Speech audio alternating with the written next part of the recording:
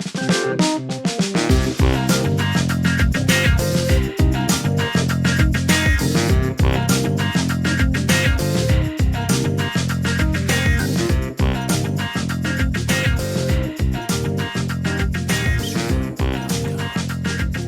we are back for episode 2 and I think we're stuck on the name, the Clydesdale Chronicles with Coach Cheryl. And we are back because we got really good response on episode 1, and it's so exciting to share this story. And I think a unique perspective of both perspectives of the coach and the person going through the process. So last episode, we really talked about how Cheryl and I met and where I was coming into this whole process and what made her want to be a nutrition coach. So this episode is really going to be about the first week we spent together. And what it was really you just, after I finally reached out to you, you wanted me to call you. And we had like a half-hour conversation. And it felt like, not an interview per se, but like that you were trying to find out details of what I was going through. And maybe you can better explain why you did that. Yeah.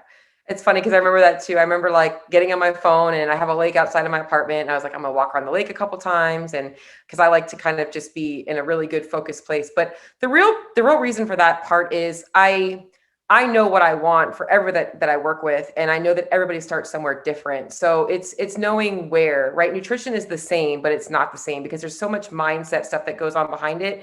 And I really wanted to understand a little bit more about where you were at in life, where you were at in your nutrition journey, where you were at in your fitness journey, what you were going through. So I knew how to properly start you from day one, and I think it's very much like you start somebody in CrossFit. You go into the gym, and you might have had somebody that's maybe done some kind of athletic sport, beforehand, but they've never done CrossFit before. They might start off a little bit differently than somebody who's never done fitness at all before. So it gives me an idea for, I like to learn a little bit more about you, what you value in your life. Knowing like I ask about non-negotiables, like, do you have a date night with your family? I remember asking you about your family dynamics and stuff like that, just to kind of see what I was going to be working with and how I was going to be able to be the best coach for you is really the main reason for that conversation. So I really felt connected to you during that conversation, but I have a weird question to ask you that I've always wanted to know the answer. God. So we have this conversation and we're hitting it off. And you kept asking things about my life and my journey, my previous journey. And I told you that CrossFit made a documentary about me. Yeah. And so after the call, you went and looked at it.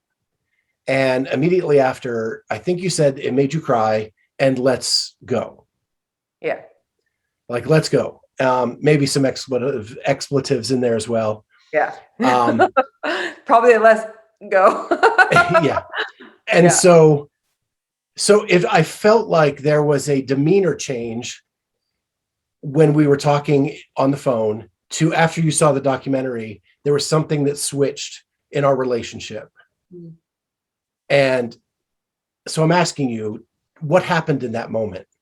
I just felt so inspired. And this is something that a lot of people don't understand because they see, I'm a nutrition coach, but I'm also a games athlete. And I know that we are like people look at like, wow, I want to be like that. I get more inspired from people like you, who you have this journey and you had fallen back into this horrible place in your life. And I wanted to see you be better than that person. And I remembered thinking on that conversation that a lot of people focus on, I just want to get back to where I was. And I remember my mind was like, no, he's not going back. He's going to be better than he was. And I remembered thinking right then and there, like, I wanted to be there with you forever. And I think I remember telling you from that day, and I still tell you all the time, you're stuck with me. Like, I knew that I always wanted to be able to be a part of that. And I wanted to help you see that you were worth so much more. And to this day, Scott, I still think that you are going to bring a lot more value to this world. And I can't wait to see that open up as you keep growing. So, yeah. Oh, and it's funny you brought that up because I think in that first week you said to me a lot, because I kept saying, I just want to get back to where I was. And you kept saying, no, you don't. You want to be better than you were. Mm-hmm. And we can do that. And that really gave me a mindset switch that I hadn't had in years. And I think that was a really key pivotal thing for me to hear. in that first week. Yeah. So when we look at the details of that first week, you know, I was like, what's she going to do? What's she going to make me do? And remember, coming into this, I was broken. I said that in the last episode. I was broken. I wasn't really doing much activity. I was hurting. My back had really started to deteriorate again. And so I was scared. And really, you were just like, I just want you to log for a week. Mhm. I want to see what you're eating and where we're at. And I think you said, I want you to focus just on protein. Mhm. Does that sound right? Yep, probably. Sounds about right. That's typically how and it's depending on the person, but here's the thing, and this is really big for everybody out there and for you especially. Nutrition can be overwhelming when you're in a really dark place and you're like, I know I want to get better. You see all of these things you have to fix. And I know that progress doesn't have to be all at once and that you have a long journey ahead of you. So what you did in week 1 didn't need to be everything. And it's 3 words: minimum effective dose. I knew that by starting you off with one basic thing, I could add on from there. And so if I could just take a look at what you were eating and see how you did there, I knew you had a background of eating quality foods. I knew you had done a lot of challenges in the past. So I knew you knew the right things to eat. So I knew that I could just kind of take a look at things and be able to see how your mindset was and hopefully be able to add a couple of things back in, which I think we did, and just kind of see where you were going. And then the thing is about this is that we don't start adding on until we need to start adding on. And protein, I know, is the most important number for people to get enough of, and most people aren't eating enough of. So I'm like, if I know that you're eating enough protein and I can see how many overall calories you're getting in, then I can really tweak things. I can take a look at the quality of your food, take a look at all that stuff and start building from there. Yes. Do I want you working out? Do I want you doing all these things? Absolutely. But minimum effective dose. I would have rather you been like, Cheryl, give me more than this is too much. Well, I think that was key for me too, because I remember talking to my friend that it was really bizarre because I was expecting to go gung ho, and my wife always says, like, I'm an all or nothing guy, right? Like I am either all in or all out, and that was hard for me at first because I'm coming to you for help, and you were just like, just focus on this, and we'll go from there, and it actually made it a lot easier. A lot easier to do, but it was very different than anything I'd done in the past. Everything else was go through my cupboard and my refrigerator, throw everything out that was bad, and then start fresh that day one. And that you didn't do that. You were just like, just keep logging what you're eating, and we'll tweak next week. Yeah. And there are times where I have to do that, right? Maybe it's on a day 1, but if in week 1 the person's still tracking Burger King, Chick-fil-A, macaroni and cheese, that's just going to continue to spiral on and they're not getting anywhere, then I'm going to be like, all right, we have to start taking that stuff away. But you were a very compliant client because you did exactly what I said you needed to do.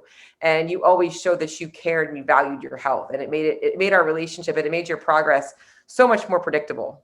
So. Yeah. So then we moved to the physical activity aspect of things, which was probably even scarier for me than the nutrition piece. Mm-hmm. Because I wasn't moving hardly at all at that point.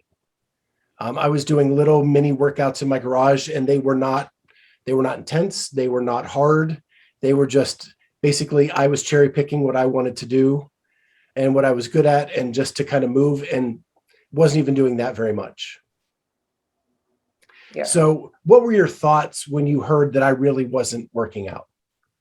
It's hard because I knew you came from CrossFit, and I knew you had done CrossFit, not at like a competitive level, but you were pretty darn good, like you had seen a lot of progress. And I know how hard it is to get started again and knowing you're not going to feel like you did when you left off. And I knew that all I needed to do was get you moving. I didn't need you to necessarily be doing CrossFit, like fast, hard. I knew I wanted to get you back in the community, but I really just wanted to get you moving again, whether it was walking, easy biking, just getting into a consistent habit. And if you guys out there, or you yourself, Scott, I read the book Atomic Habits.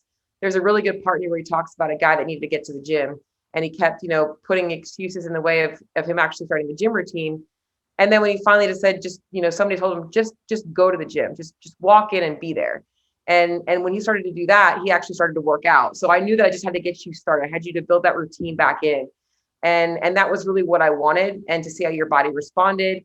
I knew it would also increase your mood. It would make you feel more motivated. It would make you feel better. So I was just trying to get you to do something without the pressure of like, hey, I've got to go CrossFit, like super high intensity. I've got to go, it's hard to be in a class setting and be competitive and not be competitive. So I was worried that if you went too hard too quickly, you would be discouraged. And I just wanted you to start getting moving.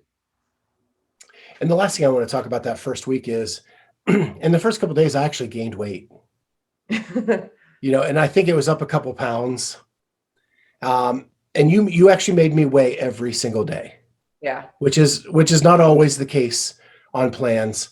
But the first couple of days it was going up, and I didn't really even fret about that because I've done the weight loss journey before, and I know that fluctuation can happen. But you were really good to reassure me during that time that you can't gain 2 pounds overnight of fat. Yep. So do you want to talk to that a little bit? Yeah. Two things about that. One is, why weigh yourself every day, right? Like, and in reality, people probably don't have to weigh themselves every day, but people that weigh themselves only once a week are really losing a lot of data points. The more data points you have, we're looking at a linear trend. And what'll happen is, because your weight fluctuates day to day based on how much salt you might have eaten the day before, especially on a Monday, which is when most people are going to weigh in, coming off the weekend, you're likely going to be higher if you were, out with friends or eating some convenience food. So I like to see those fluctuations, and then kind of like a graph, like when you were in school, is getting that line of like, where are we going? And that's what I'm really looking for, because your weight does fluctuate a lot. There are so many factors that factor into our body weight. And I think that we just think that the weight's up, we gain fat.